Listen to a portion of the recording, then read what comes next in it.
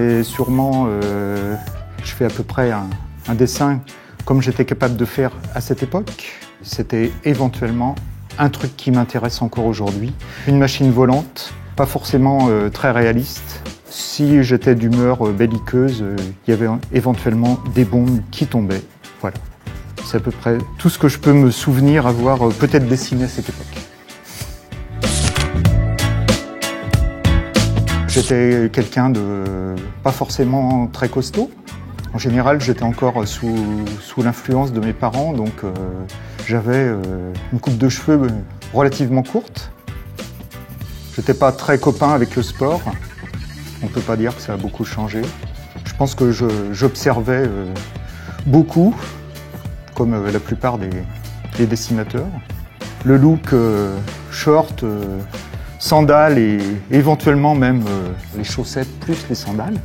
On va dessiner ça comme ça. Hop. Voilà. Les personnages que je préfère, c'est forcément les méchants parce qu'ils ont une plus grande variété d'expressions. Il y a celui qu'on appelle le teigneux qui est plutôt la brute épaisse. Moi, celui que je préfère, c'est davantage le personnage qui s'appelle le Nabot. Il a une coiffure assez caractéristique qui ressemble un peu à des flammes. Le diable de la série, on pourrait lui mettre un petit nez un peu plus rouge et puis ses cheveux qui ressemblent à des flammes. Et on peut dire que c'est le personnage le plus réjouissant parce qu'il a une gamme d'expressions et qui est beaucoup plus large que celle des héros de la série, quoi. On peut dire que ça pourrait être quasiment une sorte de poire à la base, sur la forme graphique.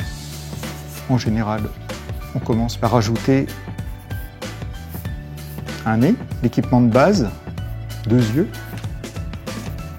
Les bras, ils sont en option, ils peuvent presque sortir de la barbe suivant la nécessité. Mais l'architecture générale du personnage tient dans cette forme de base, quoi. Voilà.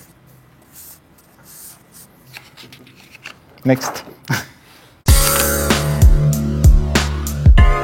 Le premier qui m'est vraiment tapé dans l'œil, est-ce que je suis capable de le dessiner? J'en sais rien. Mes grands-parents tenaient une maison de la presse. Je pouvais absolument lire tout ce qui pouvait me faire envie, enfin, dans certaines limites, hein, bien sûr. Et donc, il y avait un personnage que j'aimais bien déjà, avant même de savoir qui était l'auteur. C'était un personnage qui ressemblait assez à ça, qui était une sorte de anti-héros. À l'époque, on a dû avoir des albums où il fumait une cigarette, ce qui est absolument impossible à trouver de nos jours dans un album de bande dessinée pour la jeunesse, en tout cas. Et il avait des immenses baskets. J'ai réussi à pas le citer.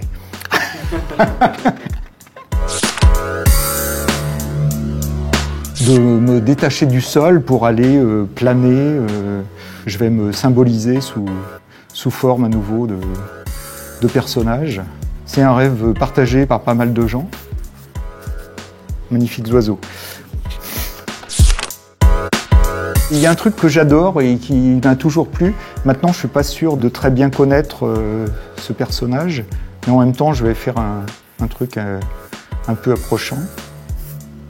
Il y a un truc qui m'a vraiment marqué quand j'ai découvert ça, parce que ça cassait en fait les codes des dessins animés tels que je les connaissais, quoi. En fait, moi j'avais été élevé dans le Walt Disney et des choses très classiques, disons.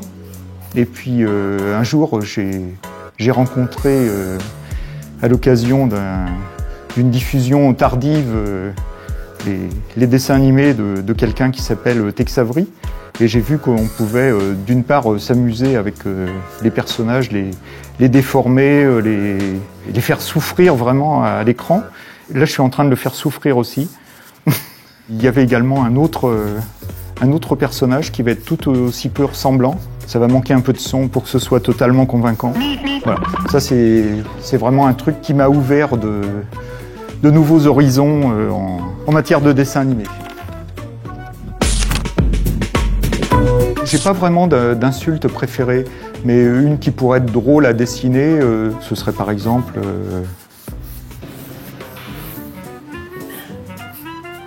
Voilà.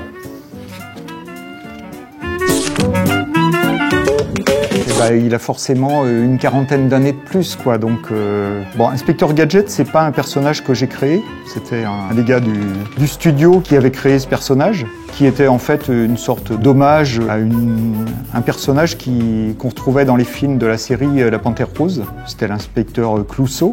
J'ai eu l'occasion de faire pas mal de model sheets sur la première série et puis principalement sur la deuxième. Donc le créateur s'appelait Bruno Bianchi et Bruno Bianchi, où que tu sois actuellement, pardonne-moi d'insulter ainsi la mémoire de la création de ton personnage. Alors forcément, il a pris quelques rides, il a sûrement perdu quelques dents, à moins qu'on lui ait rajouté des gadgets aux dents. Vu son grand âge, il doit avoir une gadgeto chaise roulante. Sa nièce et son chien, le chien est sûrement mort. La nièce, la technologie a un peu évolué aussi, donc c'est pas forcément facile pour elle. Je l'imagine plutôt dans une maison de retraite de la police, quoi. Donc forcément, déjà une maison de retraite, c'est pas forcément très drôle, mais une maison de retraite de la police, ça doit être encore un peu moins drôle. Ça peut éventuellement ressembler un petit peu à ça, quoi. La vieillesse de ce pauvre gadget. Désolé.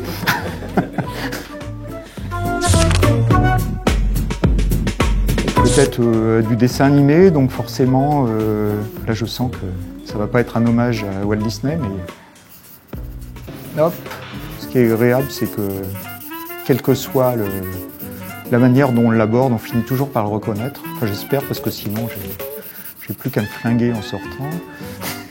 Donc peut-être une souris au bord du lac, avec un bateau et des montagnes.